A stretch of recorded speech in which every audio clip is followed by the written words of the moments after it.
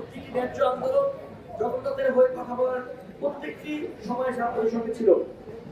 হাসান মাহমুদ সাকিব।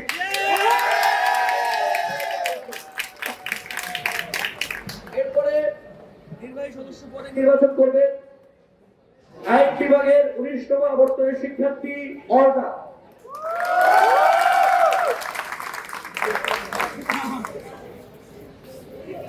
নির্বাহী সদস্য পদে নির্বাচন করবেন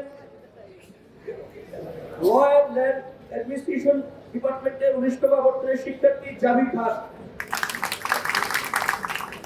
নির্বাহী সদস্য পদে নির্বাচন করবেন আইন বিভাগের 19তম আবর্তনের আরেকটি শিক্ষার্থী সজীব মৃধা।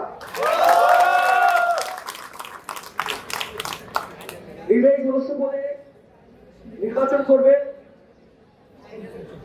ফিনান্স বিভাগের 19তম আবর্তনের শিক্ষার্থী কেয়ারু। এটি ছিল জাতীয় ছাত্র শক্তি সমর্থিত ঐক্যবদ্ধ জবিয়ান প্যানেলের পুরো তালিকা।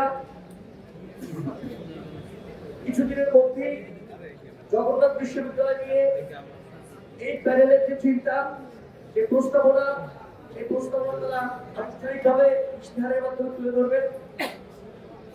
আমরা সবসময় যে কথাটি বলে এসেছি,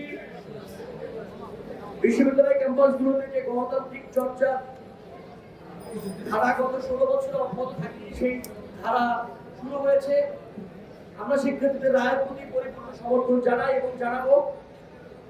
আমরা আশা করব জগন্নাথ বিশ্ববিদ্যালয়ের শিক্ষার্থীরা তারা যে রায় দিবেন সেটি সবাই মেনে নেবে এবং জগন্নাথ বিশ্ববিদ্যালয়ের ছাত্ররা তাদের হাতে 38 বছর পরে যে সুযোগ এসেছে সেই সুযোগের সম্পূর্ণ সদ্ব্যবহার করবে।